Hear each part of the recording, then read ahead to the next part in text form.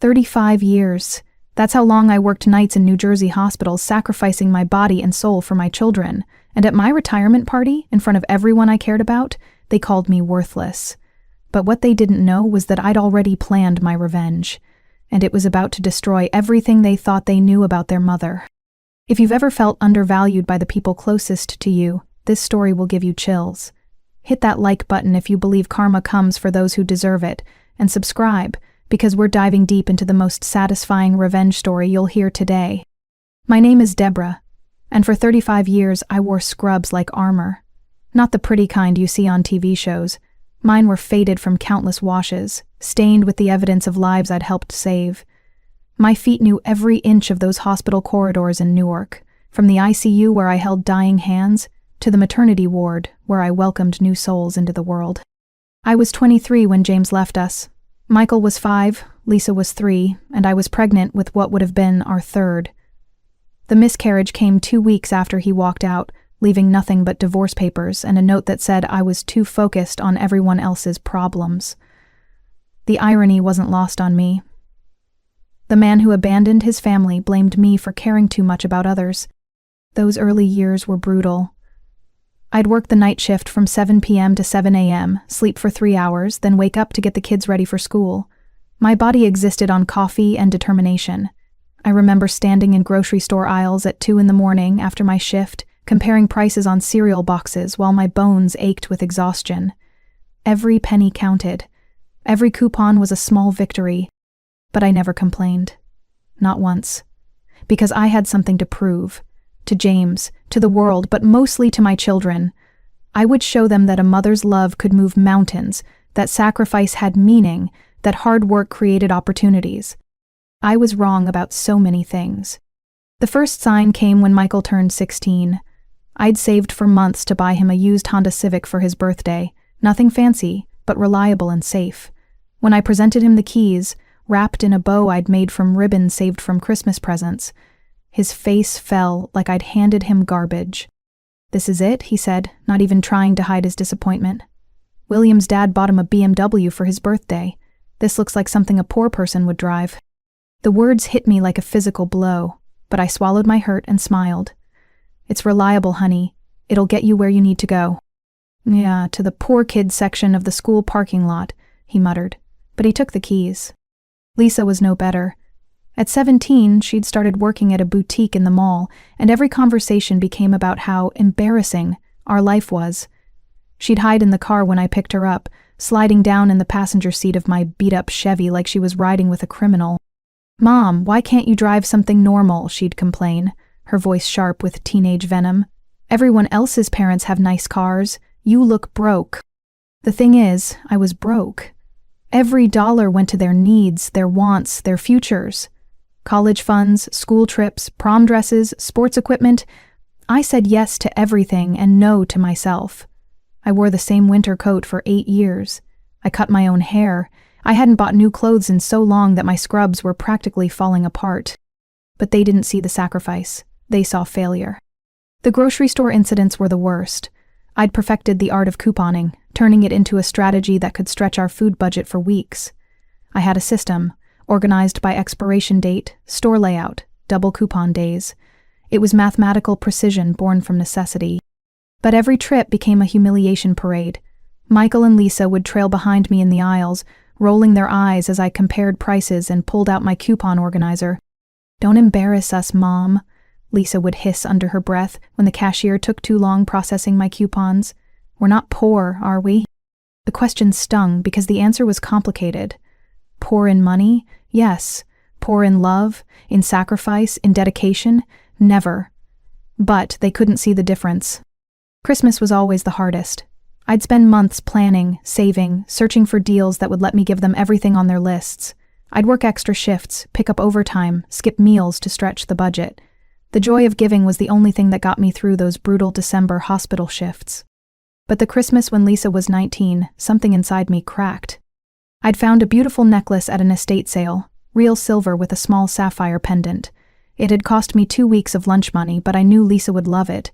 It was elegant, timeless, something she could wear for years and think of her mother's love.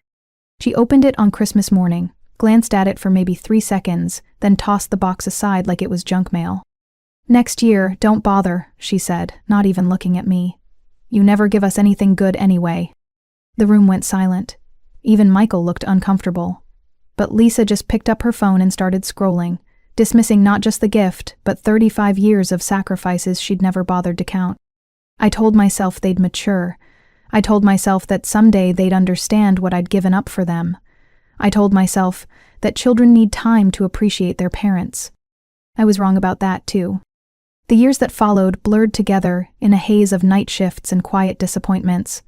Michael moved out first, taking a job at a tech company in Manhattan. He'd visit occasionally, usually when he needed something: money for security deposits, help with student loans, a co-signer for his apartment lease. Our conversations had become transactional, reduced to his needs and my willingness to meet them. Lisa stayed closer to home but felt further away than ever. She'd started dating William, a guy whose family owned a chain of car dealerships.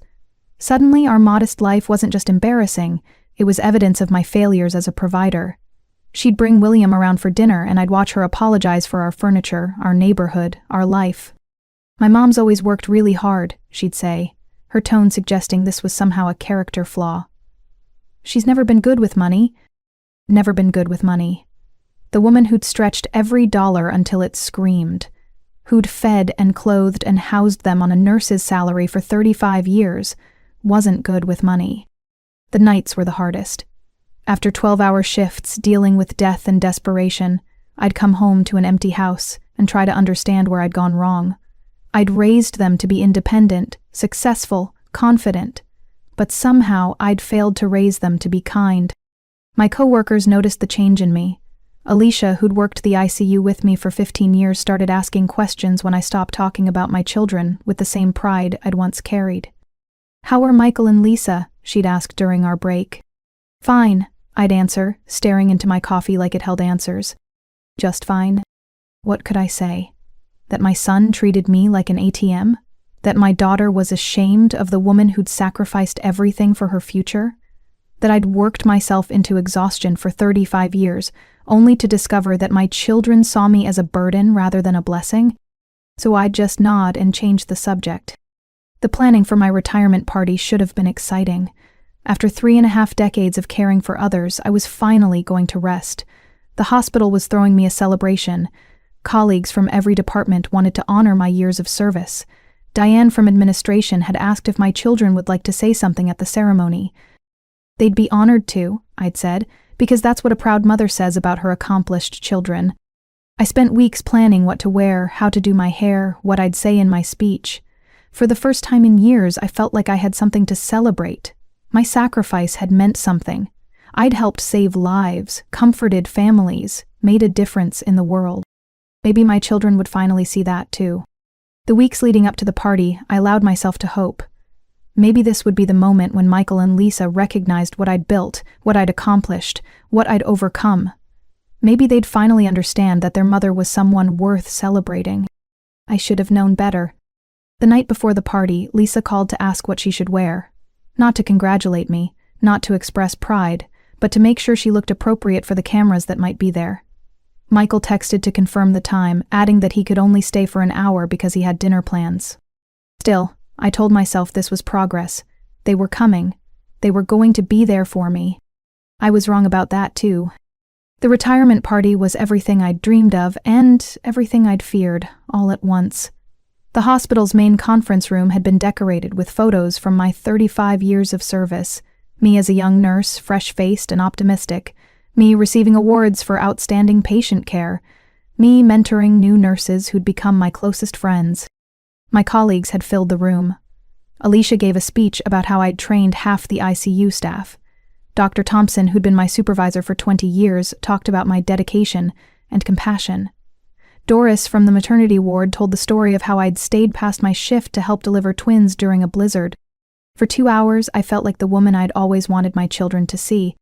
Michael and Lisa arrived fashionably late, just as the formal presentations were ending. Michael wore an expensive suit I'd never seen before, probably something William's family had helped Lisa buy him. Lisa looked stunning in a dress that cost more than I'd spent on clothes in 2 years. They smiled for pictures, made small talk with my coworkers, played the part of the proud children. I began to relax, thinking maybe this would be different. Maybe surrounded by people who valued my work, they'd finally see their mother through different eyes. Then came the speeches. Diane handed the microphone to Michael first. He stood up, confident and polished, looking every inch the successful young man I'd sacrificed to create. "I want to thank you all for honoring my mother tonight," he began, and my heart swelled with pride. "She's definitely dedicated her life to nursing." The pause that followed should have been my warning. "But I have to be honest," he continued, his voice carrying that casual cruelty I'd learned to recognize. "Mom wasn't really a mom. She raised patients, not us." The room went silent. I felt my smile freeze on my face, my heart hammering against my ribs. This was my retirement party. These were my colleagues, my friends, people who respected me, and my son was... what was he doing? But he wasn't finished. "Don't get me wrong, she's great with sick people, but when it came to her own kids, we pretty much raised ourselves. I mean, how can you mother your children when you're never home?" I heard someone gasp. I think it was Alicia. I caught Dr. Thompson's eye, and his expression was a mixture of confusion and secondhand embarrassment, but I kept smiling, kept clapping, because what else could I do? This was my son. This was supposed to be my moment. Then Lisa took the microphone. She was drunk. I could see it in her glassy eyes, hear it in the slight slur of her words. But drunk or sober, what she said next would haunt me forever. "My brother's being too nice," she said, her voice carrying across the silent room. "Honestly, she's just a lonely old lady who wasted her life in scrubs. She thinks taking care of strangers makes her some kind of hero, but she never learned how to take care of her own family." The silence was deafening. I could feel 50 pairs of eyes on me, watching my reaction, waiting to see how I'd handle this public humiliation. Some of my colleagues looked angry on my behalf, others looked mortified. A few couldn't even meet my eyes. I kept smiling. I kept clapping, because 35 years of being a professional had taught me how to maintain composure under pressure, even when the pressure was my own children systematically destroying me in front of everyone who mattered. "Thank you both," I said when she handed me the microphone. "Thank you for sharing your perspective." I don't remember what else I said. I don't remember the rest of the party. I remember shaking hands and accepting congratulations while feeling like I was drowning. I remember my children leaving early, separately, without saying goodbye. I remember driving home in my beat-up Chevy while my entire world shifted underneath me. That night, sitting in my empty house with the retirement gifts scattered around me, something fundamental changed. For 35 years, I'd operated under the belief that love meant sacrifice, that motherhood meant putting your children's needs before your own, that good parents gave everything and expected nothing in return. But my children had just proven that my love, my sacrifice, my very existence meant nothing to them. Worse than nothing. I was an embarrassment, a failure, a lonely old lady who'd wasted her life. Well, if that's what they thought, maybe it was time to give them exactly what they wanted. A mother who was no longer in their way. I didn't sleep that night. I sat in my kitchen, drinking coffee and watching the sunrise paint my tiny backyard gold. And I made a decision that would change everything. For 35 years, I'd been playing by rules that my children didn't respect. I'd sacrificed my comfort, my dreams, my future, believing that someday they'd appreciate what I'd given them. But appreciation isn't something you can earn by giving more. It's something you either receive or you don't. And I wasn't receiving it. By Monday morning, I'd called 3 people: my lawyer, a real estate agent, and the financial advisor who'd been trying to get me to diversify my modest savings for years. "I want to sell the house," I told John, the real estate agent who'd sold me the place 22 years ago, "as quickly as possible." "Any particular reason for the rush, Deborah? The market's not at its peak right now." "I'm relocating," I said, "to Florida. I want a fresh start." The house sold in 3 weeks. It wasn't worth much, a modest 3-bedroom in a working-class neighborhood, but it was mine, paid off through decades of double shifts and careful budgeting. After closing costs and taxes, I had enough to buy a small condo near the ocean and still have money left over. That's when I made the call that would have made my children's heads spin if they'd known about it. I called the nursing school at Rutgers. "I'd like to establish a scholarship fund," I told the development office, "for single mothers pursuing nursing degrees." "That's wonderful," How much were you thinking of contributing? $200,000. The silence on the other end was worth every penny. That was my savings. 35 years of putting aside $5 here, $10 there, skipping lunches and wearing clothes until they fell apart, and saying no to myself so I could say yes to my children's futures. Money I'd been planning to leave to Michael and Lisa. Money they'd probably expected to inherit.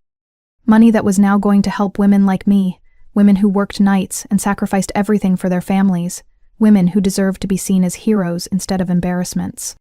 The scholarship would be called the Deborah Sullivan Memorial Fund for Nursing Excellence. Not because I was dead, but because the version of me that had lived for my children's approval was. I didn't tell them about the house sale. I didn't mention the move. I simply packed my life into boxes, hired a moving company, and disappeared from the life I'd built around their needs. The condo in Sarasota was small but perfect. 1 bedroom, 1 bathroom, and a balcony that faced the Gulf of Mexico. I furnished it with things I liked, not hand-me-downs or practical choices, but furniture that made me happy. I bought art for the walls, plants for the balcony, books I'd always wanted to read. For the first time in 35 years, I was living for myself. The call came 3 weeks after I'd settled in. "Mom?" Michael's voice was strained, confused. "I went by your house. There's a for sale sign, but it says sold. What's going on?" I was sitting on my balcony, watching dolphins play in the surf, drinking coffee that cost more per pound than I'd ever allowed myself before. "I moved," I said simply. "Moved? Where? Why didn't you tell us?" "I moved to Florida. And I didn't tell you because you've made it clear that my life decisions are not your concern." "What are you talking about? Of course they're our concern. You're our mother." The word mother hung in the air between us, weighted with 35 years of history and 3 weeks of careful reconsideration. "Am I?" I asked, "because at my retirement party you made it very clear that I was never really a mother to you. You said I raised patients, not children, so I thought I'd give you what you wanted, a life without the lonely old lady who wasted her life in scrubs." "Mom, come on, it was a party, we were trying to be funny." "Funny?" I repeated the word like it was a foreign language. "You thought humiliating me in front of my colleagues was funny." The silence stretched between us until he cleared his throat. "Look, maybe we could have been more tactful, but you can't just disappear. What if we need you?" And there it was, the truth underneath all the years of dismissal and disrespect. They didn't love me, but they needed me. They needed my bank account, my babysitting services, my willingness to solve their problems and clean up their mistakes. "Need me for what, Michael?"